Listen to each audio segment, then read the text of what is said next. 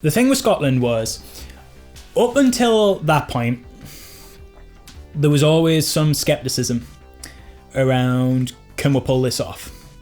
You know, can we make this film?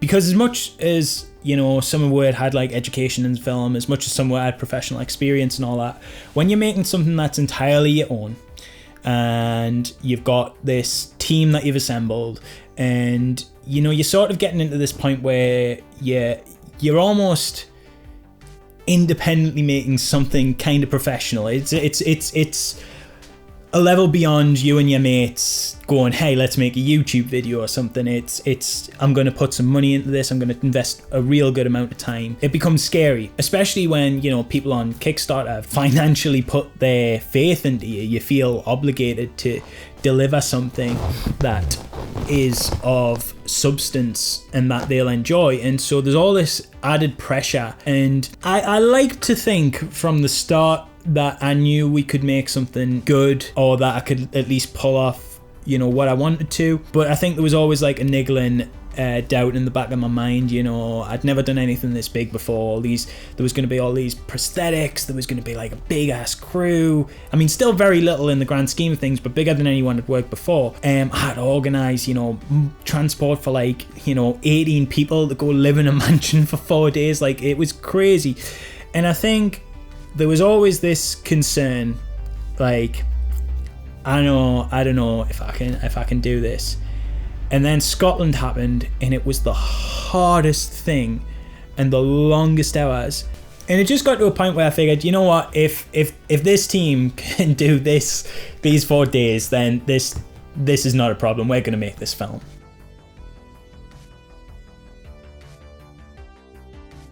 Dunsky, for me, how mentally and professionally unprepared I was, to be honest. With growing up, because we went up on the recce first, so we saw the players, had a look around. I thought, brilliant, this is going to be, and it's going to be so much fun.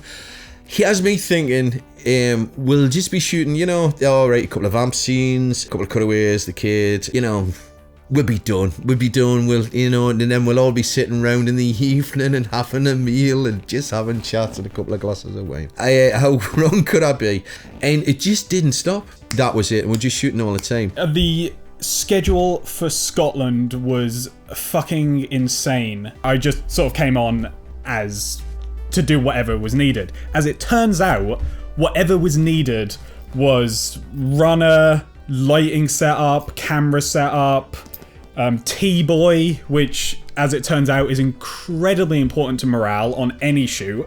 I was a pseudo chef for like 2 of the nights that were there. I was wrangling the cast as well. You just did 100 different things because it was such a small crew that had to accomplish so much in so little time. I mean, as much as I'll complain about it, it was some of the most enjoyable experiences I've ever had. It got intense in Scotland, but it was the reason I wanted to sort of focus so much as an extra on talking about the scenes shooting in Scotland and in the Dunsky estate is because I think that was the period of the film that made us. It made we're all so much closer as friends. It made we're like, before we were just, you know, some guys that had assembled to work on a film, but like when we got to Scotland, people I'd never met became like my best bros, you know what I mean? It was great to hang around with people and just work that hard alongside them and have them be this excited about something I'd wrote and want it to come to fruition. There was times when we were so strapped for time and we only had this place for such a small period and we couldn't get it anymore due to money and scheduling with actors, you know, personalized conflict and stuff, and it was just like, we just need to get everything. And so, you know, we were split between 3 teams.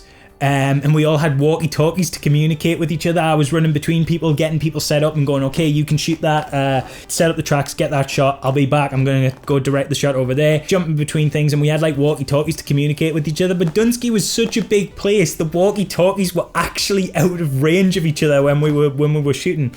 And it got to a point, you know, especially in the last days, where we were so so busy. We didn't even have time to slate the shots beforehand. If for those of you not knowing in the know, slating is where you basically say what the shot is and give it a roll number, so when the sound guy comes in, he can match you calling slate 1, shot 1 with his audio. And it got to the point where we didn't have time to slate, like as it got to like the final night on the final day. And so we just crank through and just next shot. And I mean, that must have been like really hard for sound guy Michael. But you know, it was such a like good atmosphere and good kind of indie vibe that I don't think he minded. I minded. It was just randomly made up, and there was a point where Dan just couldn't be bothered, and he just went, right, we're just shooting and we're just going. So when it came to the edit, how many hours have I spent on that edit? Yeah. So we turn up on the first day on the Friday, and then we're just bang into shooting. I think the engines hadn't cooled down anything, because the cast are coming up the next day, and we already have those days planned out. We know what we need to do. We have the cast for a limited amount of time, and they're the important parts of this shoot. So Friday afternoon, we have a very limited amount of time to get all the other stuff done. At this point, obviously, location scouting's already been done, so we pretty much know where we need to go to get certain shots. When we decided to make the setting shots, because we were hoping for some nice fog and so on, and I decided not to take my army boots for some reason. It starts pissing down.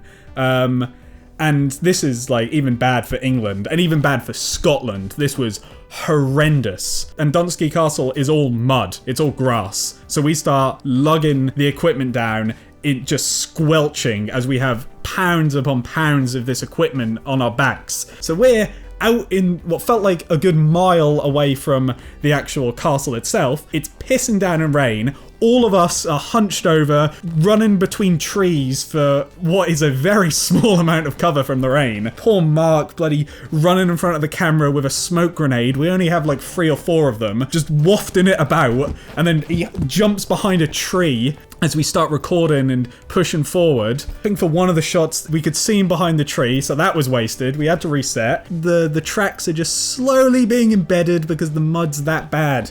So at this point I was still quite happy because I was the only one to thought of getting a water jacket. But then the camera needed the water jacket, so I had to give that away and take it in like everybody else.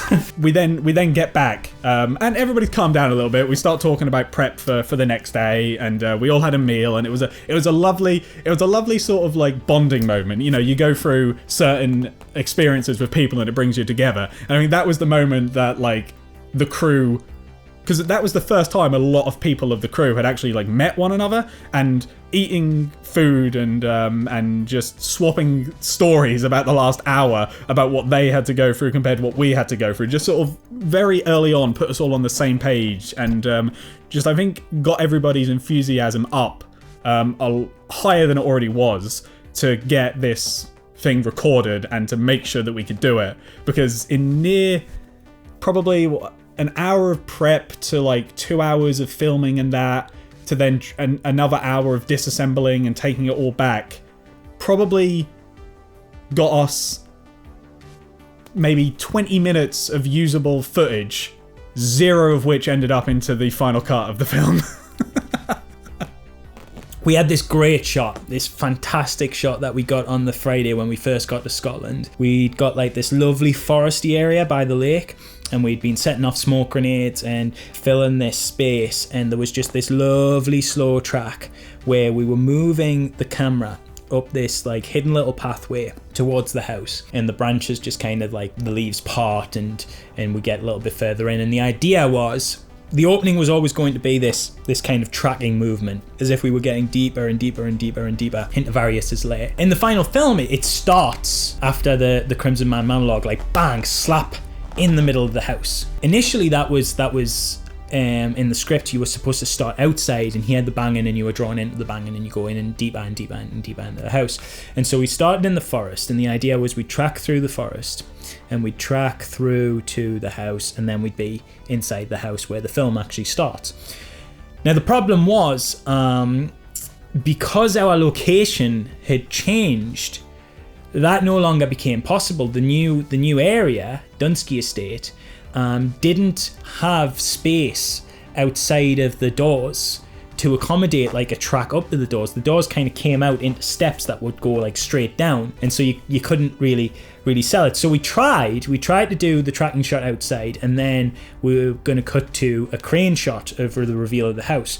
But it killed the pace. I mean, you'll see in the edit I'm showing now, it totally kills the pace to go like tracking forward, crane shot, tracking forward. It almost like visually confuses things, like where are we in that first place? It doesn't feel like they're connected. It feels like a series of images rather than like a collected narrative. And getting that shot on the Friday in the pissing down rain, looking at it and thinking, wow, I really love this shot, and then getting to the edit and going, oh no, it doesn't work. It was so demoralizing, and it happened multiple times throughout production. One example from the August Club was when we were shooting in Dunsky. Obviously that had been a location change. That wasn't our original location, and so when we'd moved to Dunsky, things had to adapt. People don't realize, something as simple as changing a room can effectively change the script. In the original script, Noah never has a panic attack. There's this whole thing where Noah and Jack go down into the basement, not up into the attic, go down into the basement of this building, find the coffin, and that eventually builds into a scene where the vampires kind of skulking around and chasing them about, and they're hiding behind things in the basement, and then they run out and escape, and it goes into the next scene. When we got to Dunsky, it became obvious it was the very, very best location we could possibly get on our budget, and out of all the places we looked, it was the most fitting. But we had a problem, and that's that Dave, who plays Varias, is really fucking tall. Like, really tall. So tall that he couldn't fit into the attic where we shot the coffin standing up, or the basement. So we moved the coffin into the attic because it was actually the better, more symmetrical image for the cinematography, and it really helped that opening crawl at the start. Even though I like the idea of the kids were going deeper down into the darkness to fight the vampire, ultimately it made more sense to have those kind of arches above the coffin that it just kind of slowly moves into. But yeah, like the problem we had was, unless Dave was crouched down, you don't really see it in the film. Dave is taller than that coffin. That bit where the hand comes out the coffin, he was like scrunched real, like tied down into this coffin. So to have him kind of chase the kids around the attic and have them hide and stuff would have looked really silly and just wouldn't have worked at all. And so we get to Dunsky and we realise, like, oh shit, Dave's too tall for the attic and too tall for the basement. Like, what are we gonna do? And so we had to tweak the storyboard a bit, so then we could explain to the actors the next day what we wanted done. So we were sitting down with Daniel at about 11 p.m. doing the fixes on the storyboard and sorting stuff out. Because, for example, when we had to do the vampire fight towards the end on the location, we actually got to experience the room that it was supposed to take place in. So you had to pretty much redo the entire scene on the storyboard side, which means that every time you were sitting down to do the storyboarding, it was taken till roughly 3 a.m. To do that. So then we got a bit of a nap, and then the next day on the shot, we were trying to see if that storyboard works, and whatever didn't work had to be fixed on the following night. So every day was about 10 hours of camera work, and then we got 4-ish hours of drawing done with Daniel. So that's with all the eating and all that, that's a 16 to 17 hours working day every day.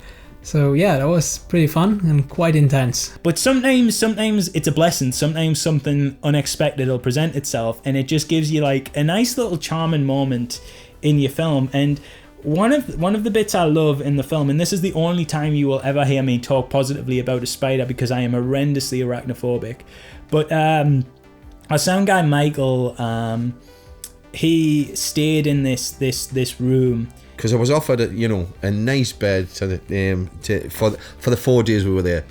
I found them absolutely crippling. They're far too soft. I think I just laid down and went, no, that's not for me. So I ended up sleeping for the 4 days where we kept the kit, because there was actually a big long settee there, which was like a board, and that was brilliant for me. But that is where I met Roger the spider. That place attracted some nasty arachnids, man. Like, they were some awful ass, gross, horrible, I don't want to touch them or go anywhere near them spiders. I think Roger, what happened was, because we got Roger and we got him on camera and then we released him, he told his friends that if you hang out, and plus I fed him a couple of flies. Me and Mark, the camera guy, went out and got him some flies just to keep him alive, because he was in a glass in my room. Went out and told his friends that you get fed and you get on camera. So by, I think it was the last day, no, the last night, there was these huge spiders. Dave, the guy who played Varias, didn't have the problem I had with spiders, and so he was like, oh, I could totally like handle one. So, this spider, I've got to use it. So anyway, had a scene where it was on the plate, I was dragging my fingernails across the table, glanced across the spider, just perked his head up, scuttled a little bit. We awkwardly shot this, and it worked, it totally paid off in the end, but we awkwardly shot this sequence where the director was terrified of the spider that he was shooting, but we managed to, with the help of Michael acting as spider angler, grab this big ass spider that we named Roger. And Roger was a performer. Roger, you know, he's the spider that I tolerate the most. He you know, stuck to his guns, and he was a good lad, and he stayed just right in the spot that we needed him to, and you know, we get that lovely shot, and it just adds this nice little atmospheric flair to the film that we couldn't have imagined. You know, I wouldn't even wrote that into a script, because why would you even think to, you know? Why would you assume that you could handle a spider unless that's something you plan on doing? But yeah, we just found this spider, and we get now the film in the finale, in the sort of middle act, has this lovely little moment where Varias' hand brushes over a plate and little Roger runs away like the horrible little creature he is. But looks good.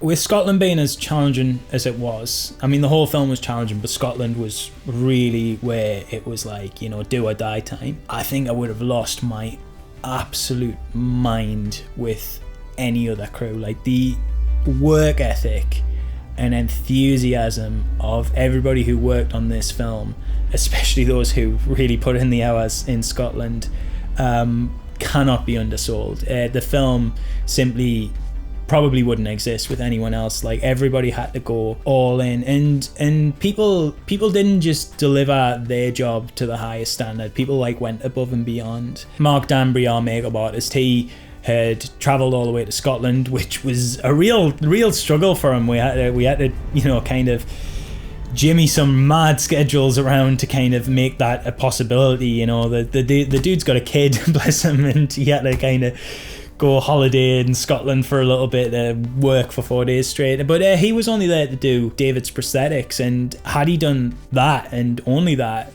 you know, that would have been amazing. He sort of got swept up in the atmosphere as well, and of all the energy that everybody was bringing. And if he had just come in the morning, did the makeup, and then left, and only came back after we'd finished shooting to take the makeup off, you know, that nobody would have said anything. That's what he was here for. But, you know, he's on set every day, and not just doing the prosthetics. He's just, you know, do you need a hand like setting up lights? Do you need a hand, you know, setting up camera? Anyone want coffee? You know, just anything he could do. And that was the kind of attitude throughout the whole thing. We had this shot planned at the end. It was such a, for me, probably the most crucial moment in the film, and that's where literally the two boys' friendships come together essentially through the cross, and the two of them overcome Varias together. Where I eventually get stabbed with a cross.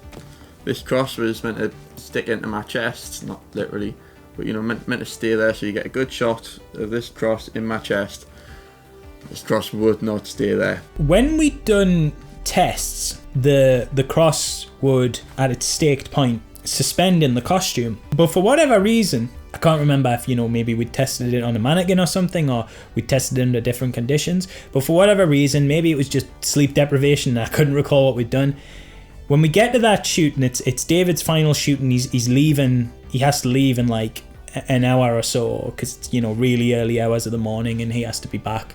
For whatever reason, we just could not get this cross to to stick in his chest. It was initially, it could just be suspended in the costume, but it just wasn't working. I'm at my wit's end with it, but everybody just kind of chipped in, and it ended up with Mark and a couple of the other guys building a contraption out of his spare sort of makeup tools that just kind of like wrangled it around David's body, and it looks great in the film, you know, that it just stuck there as Jack lets go of the cross just stays in there, and you totally can't tell that there's anything holding it in place, but it just worked. And it was amazing how everybody kind of like just did their part, you know.